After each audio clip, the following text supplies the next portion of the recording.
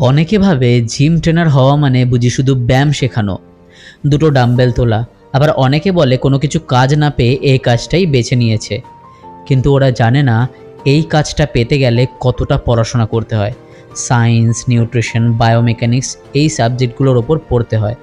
একটা শরীর কিভাবে খারাপ থেকে ভালো করতে হয় সেটা আমাদেরকে পড়াশোনার মাধ্যমে শিখতে হয়। আমি নিজে রাত জেগে পড়েছি, ভয় পেয়েছি, নিজের উপর বিশ্বাস হারিয়েছি, তবু ছেড়ে দিইনি। পাড়ার লোক বলেছে কিছু করতে পারিনি বলেই হয়তো জিমে ঢুকে পড়েছে। আত্মীয়রা মুখ ঘুরিয়ে নিয়েছে, ও তো ট্রেনার, চাকরি টাকরি পায়নি। কিন্তু আমি জানি এই পেশাটা শুধু পেশা না, একটা দায়িত্ব। আমি প্রতিদিনই কারো না কারো জীবন পাল্টে দিচ্ছি। কেউ আত্মবিশ্বাস ফিরে পাচ্ছে, কেউ ডিপ্রেশন থেকে বেরাচ্ছে, আবার কেউ নিজেকে নতুন করে চিনছে। এটাই তো কাজ, মানুষকে মানুষ করে তোলা। আর ট্রেনার হতে গেলে শুধু শরীর লাগে না ভাই, লাগে মনের জোর, শৃঙ্খলতা আর আত্মত্যাগ। তাই যারা বলে এই কাজটায় কোনো ভবিষ্যৎ নেই, তাদেরকে একটা কথাই বলি, এই কাজটা সেই লোকের যে নিজের কষ্টকে শক্তি বানাতে শিখেছে। পরিবারে যারা কখনোই বোঝেনি, তারা একদিন নিশ্চয়ই গর্ব করে বলবে যে আমার ছেলে জিম ট্রেনার, মানুষকে গড়ে। তাই তুমিও যদি জিম ট্রেনার হও আর তোমার ফ্যামিলি মেম্বার্স বা তোমার রিলেটিভ তোমাকে ছোট করে, মুখ তুলে গর্বের সাথে বলবে, তুমি বুঝবে না আমি কিভাবে নিজেকে গড়েছি।